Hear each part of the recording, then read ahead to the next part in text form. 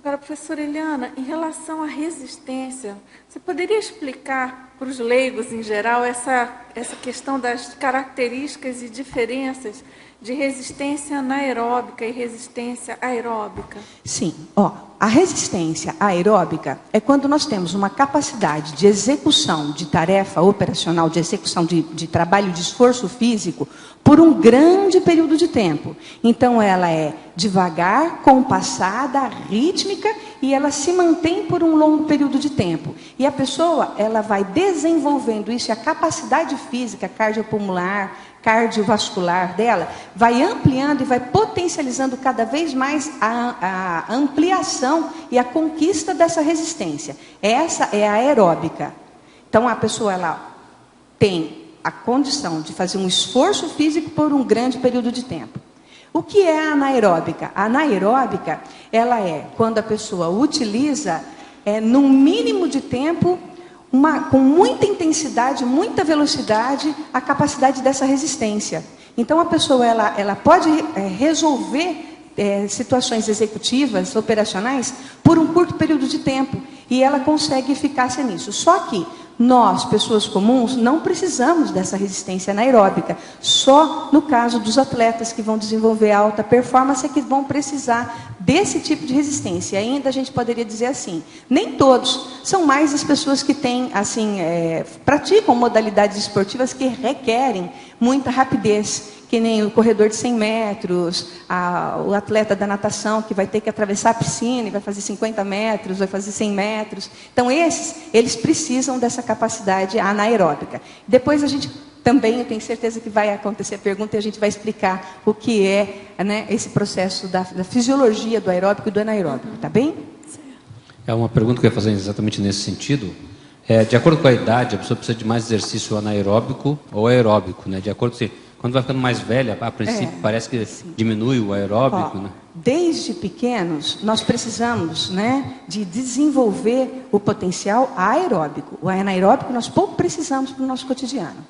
Então, assim, como eu coloquei agora, recentemente, quem precisa do anaeróbico são os atletas, as pessoas que vão fazer utilização das capacidades físicas, das valências físicas e principalmente dessa resistência anaeróbica para grande esforço físico em uma pequena e uma reduzida, um momento reduzido, um tempo reduzido.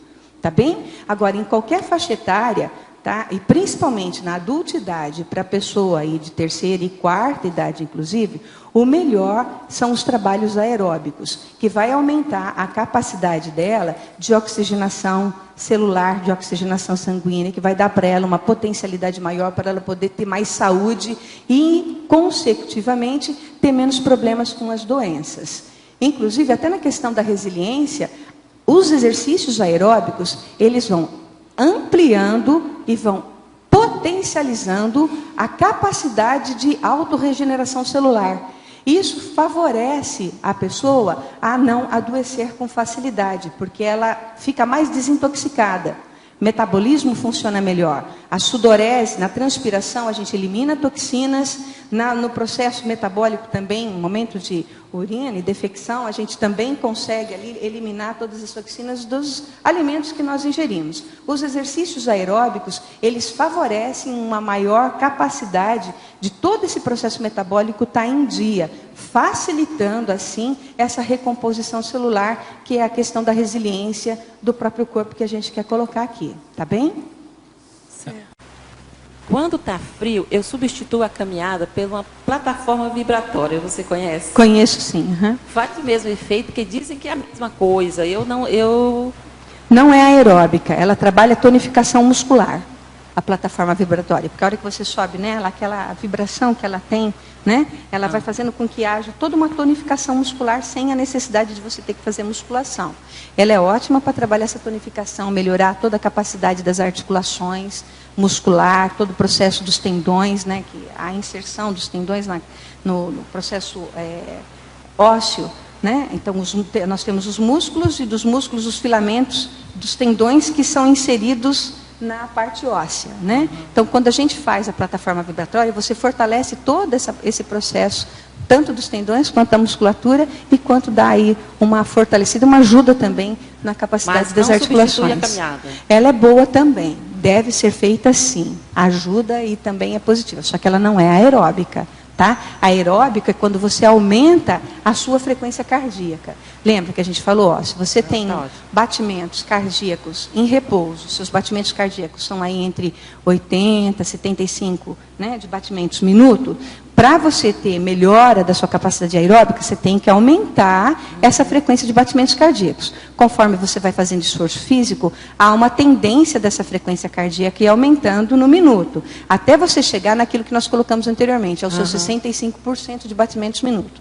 Aí você está fortalecendo a sua capacidade aeróbica. Mas aí é necessário a gente prestar atenção numa questão também. Quando nós estamos fazendo trabalho aeróbico, há uma tendência, depois que passa a quarta, quinta semana já de você fazendo assim, tipo 30 minutos da atividade física, de você conseguir ali, né, uma capacidade de resistência adquirida. E aí há uma tendência de diminuir esses batimentos cardíacos. A sua frequência cardíaca ela vai cair, porque você está melhorando a sua capacidade de resistência aeróbica. Então aí as pessoas, às vezes, elas ficam assustadas. Não, mas eu não estou rendendo, eu não estou produzindo. Muito pelo contrário. Se ela está no mesmo ritmo de trabalho, se ela tem ali, a frequência cardíaca dela está diminuindo, ela tem o mesmo tempo, o mesmo ritmo, a mesma intensidade de trabalho, e a frequência dela está diminuindo, é sinal que o coração dela, o processo pulmonar e todo o processo aeróbico está melhorando. A capacidade dela está se ampliando. Aí, o que a gente faz, né, dentro do contexto da atividade física? Você pode aumentar a intensidade e o ritmo, a velocidade com que você vai trabalhar em cima da esteira. Aí você vai aumentar de novo a frequência cardíaca minuto. Tá bem? Então, para termos de emagrecimento, a questão mais séria é você está sempre aumentando um pouco esse processo, porque aí a queima de gordura ela é maior. Obrigada. Tá bem? Tem mais uma pergunta aqui. Você fala também ali na pensinologia, na sexta linha ou na segunda linha de baixo para cima, na reorganização dos hábitos intrafísicos, né? A questão da reeducação autopensênica, reorganizando os hábitos intrafísicos. Você vê aquela questão da rotina diária de exercício acaba virando um hábito, é nesse sentido? Isso, nesse sentido. Porque quando a pessoa está com a agenda dela organizada e uma rotina útil, naturalmente ela implementa os cuidados com o corpo. Assim como é necessário sentar para almoçar, se alimentar, jantar, assim como é necessário o momento do sono, assim como é necessário o momento da higienização corporal, é necessária também o momento da dedicação à atividade física. E isso ele pode ser implementado na nossa agenda diária como um processo de hábito saudável. Então, ter uma rotina útil onde também a gente dá valor à condição e às competências do próprio corpo físico. E é necessário esse cuidado com o soma, porque é ele que nos ajuda a operacionalizar a nossa proexis. Ele que ajuda a gente a colocar em dia todas as tarefas proexológicas. Um corpo doente, dificilmente a pessoa tem disposição de ânimo para cumprir as tarefas que ela tem no cotidiano dela. Eu tenho observado que quando eu consegui regular um horário específico e uma frequência semanal em cima de exercícios, eu consegui manter o hábito. Até então eram rotinas. Mas quando eu consegui achar o horário melhor para mim e conseguir criar sinapses e alocar esse horário para o meu exercício, ele começou a virar um hábito. E hoje é difícil parar. Então você já... Isso é um automático quase, né? A gente cria esse hábito saudável. E assim, eu considero, claro que cada pessoa tem a sua forma de pensar, mas dentro do contexto da intrafisicalidade, esse é o veículo que facilita a operacionalização daquilo que a gente tem na nossa mental somática, nas nossas competências mentais somáticas. Então, quando o soma ele está cuidado, ele está saudável, ele está equilibrado, isso faz com que haja uma qualificação também do holochakra, uma qualificação também do psicossoma e também das competências mentais somáticas. A gente utiliza de forma adequada. Então, assim, mental soma organizado, ele vai ali ajudar nas prioridades. Dentro das prioridades intrafísicas, o cuidado com o soma é de um valor enorme.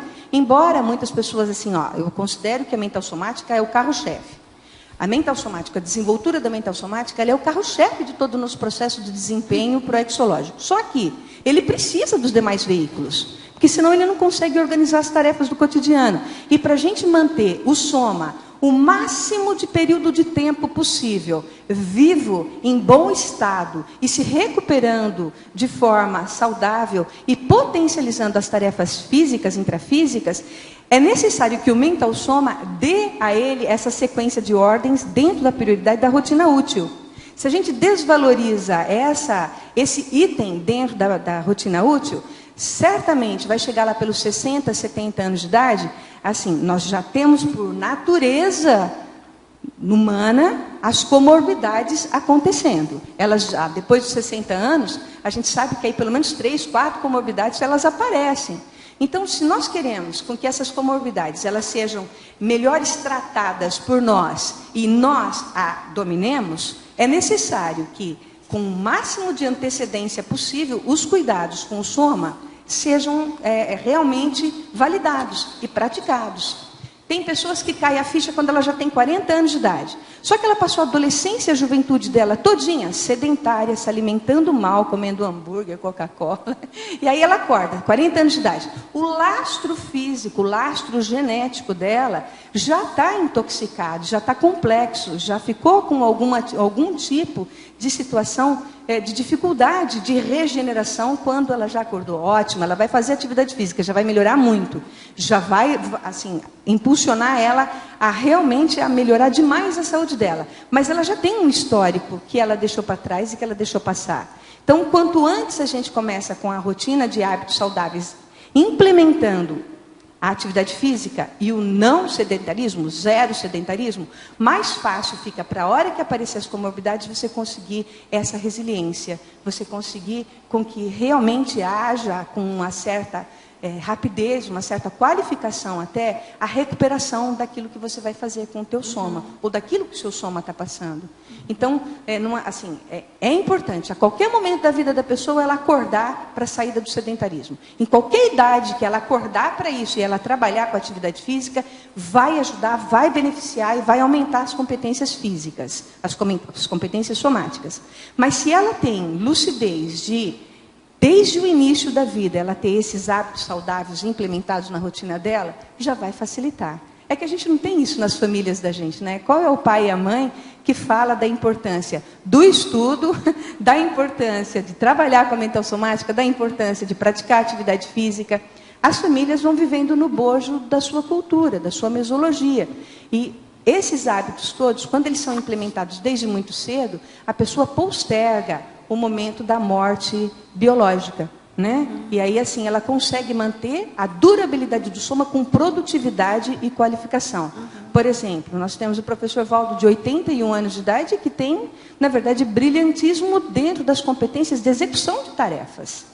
E de trabalho direto, com 81 anos. Então, a gente vê que toda essa predisposição física, e essa beleza física, essa condição de regeneração celular, até aparência, pele, mãos sem rugas, essa qualificação até da postura, da força presencial, advém dos cuidados que se toma desde a juventude. Não é só agora na quarta idade que ele está se cuidando, ele se cuida o tempo todo. Interessante que você colocou aqui uma máxima que eu tinha aqui, que é mais fácil vencer um hábito hoje do que amanhã, Confúcio. Né? Isso. Então, é mais fácil você vencer um mau hábito hoje do que amanhã. Né? Então, se você transformar esse mau hábito no bom hábito de trabalhar com o corpo, de desenvolver essa aeróbica do corpo agora, melhor do que amanhã. Né? Aí, professora Adélia, eu vejo assim, quanto mais cedo a gente desperta para utilizar o paradigma consciencial, mais rápido a gente se reeduca em tudo. Entende? Então, assim, quanto mais a gente tem perspicácia na utilização do paradigma, e assim, o paradigma, ele fala do holossoma. Um dos pilares do paradigma consciencial é o estudo do holossoma. Então, na hora que a gente entende a importância de cada um dos veículos e dá o devido valor para cada um deles, isso favorece esse equilíbrio maior. Isso vai prolongar a durabilidade do soma para a produção que a pessoa tem que fazer dentro da missão dela, dentro da tarefa proexológica dela. Né? Então, gente, temos mais 2 perguntas. A verbetógrafa, na página 4, em exemplologia, ela pergunta: o que podemos fazer para tornar a resiliência somática desconhecida em reconhecida? Primeiro, conhecer o próprio corpo. Saber quais são as suas potencializações. fazer um teste, uma avaliação física para saber quais são as valências físicas e os trafores somáticos que você tem. E, a partir daí, pensar no paradigma consciencial. O paradigma consciencial é que dá essa autoconsciência para que a gente possa saber valorizar a herança genética que a gente tem. Porque nós vemos assim, muitos atletas, eles têm um bom potencial genético, uma herança genética muito séria, mas eles estão para o esporte de alto rendimento, eles estão desviando esse potencial para outros interesses que não os assistenciais. Então, assim, faça um teste de avaliação física, aprende a conhecer seu soma e aprende a utilizar o paradigma consciencial a seu favor para a interassistência. Certo. Agora, professora Eliana, quais as restrições que recomenda para o uso da bicicleta e da corrida? Aqui eu coloco com restrição quando eu menciono, porque assim, a bicicleta, ela é positiva até certo ponto, mas a restrição dela é justamente no processo do assoalho pélvico. Quando a pessoa senta e passa muitas horas sentado para poder fazer a sua pedalada, fazer o seu ciclismo, independente do tempo que ela for trabalhar, ela faz muita fricção do assoalho pélvico. E isso faz com que ela perca a sensibilidade das suas genitálias. Não vai favorecer tanto o processo da sexualidade e da libido dela. Então é bom que ela tenha restrição. Ela faça sim, mas com moderação. As caminhadas, ou melhor, a corrida também. A corrida, mesmo que seja o trote levinho, que é aquele trote bem compassado, ele também exige uma carga das articulações do tornozelo, do joelho e coxo femoral, que também são desnecessárias, porque acaba, com o tempo afetando a própria coluna, a região lombar. Então, o ideal são caminhadas rápidas. A pessoa pode fazer uma caminhada rápida, com um bom tipo de trabalho aeróbico, ficar bem resistente com as caminhadas, transpirar bastante, aumentar a capacidade cardiovascular, cardiorrespiratória dela e cardiopulmonar, E isso vai favorecer ela nesse contexto da resiliência somática dela. Tá bem? Muito bem. Até que cheguemos ao macrossoma, porque isso é um impulso para chegar no macrossoma. Em breve. Vamos ser completistas e ganhar um macrossoma aí, quem sabe.